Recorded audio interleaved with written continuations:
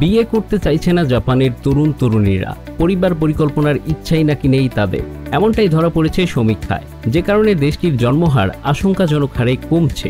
ফলাফল জনসংখ্যায় সংকট দেখা দিতে পারে বলে আশঙ্কা করা হচ্ছে। আর এ নিয়ে চিন্তার শেষ নেই জাপান সরকারের।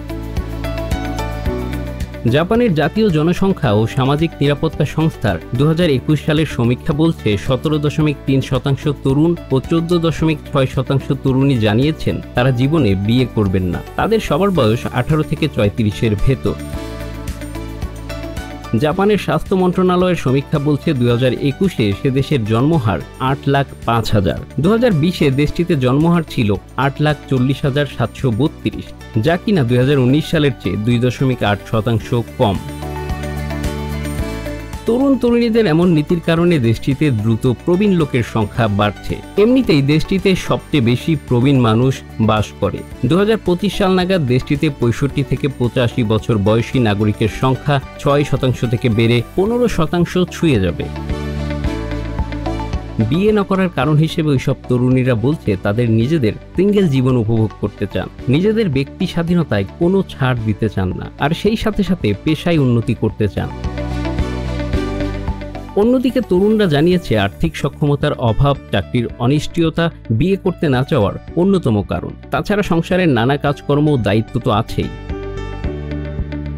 কেবল বিয়ে নয়, জাপানি তরুণ তরুণীদের একটা বড় অংশ প্রেম বা বিয়ে না করে এক ছাদের নিচে থাকা অথবা একা মা বাবা হতেও আগ্রহী নন। বিয়ে বা প্রেম নয়, জাপান তরুণ তরুণীরা কখনো কখনো মানসিক শান্তির জন্য ঘন্টা হিসেবে প্রেমিক ভাড়া করছেন। এ কারণে সেখানে এ জাতীয় অনেকগুলো মোবাইল অ্যাপ জনপ্রিয় হয়ে উঠেছে। অনেক বিশ্ববিদ্যালয়ের শিক্ষার্থীরা সেখানে খণ্ডকালীন চাকরি করেন। নিজেদের কর্মঘণ্টা তারা অর্থের বিনিময়ে প্রেমিক বা প্রেমিকা হিসেবে সেবা দেন। 1982 সালে যখন প্রথমবারের মতো এই সমীক্ষা করা হয়েছিল, তখন 2.3% পুরুষ ও 4.1% নারী জানিয়েছিলেন তারা কখনো বিয়ে করবেন না। সে সংখ্যা এখন বেড়ে উদ্বেগজনক পরিস্থিতি তৈরি করেছে।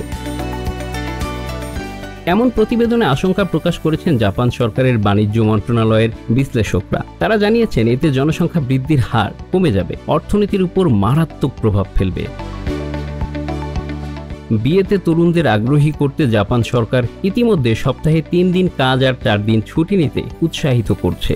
নারী, বিশেষ করে মায়েদের কর্মঘণ্টা কমিয়ে আনতে বলা হয়েছে। সন্তান নিতে উৎসাহ দিতে অতিরিক্ত 48,000 ইয়েন দেওয়ার ঘোষণা করেছে জাপান সরকার। যারা বাবা মা হবেন তাদের বছরে প্রায় 5 লাখ ইয়েনও দেওয়া হবে বলে জানানো হয়েছে সরকারি তরফে।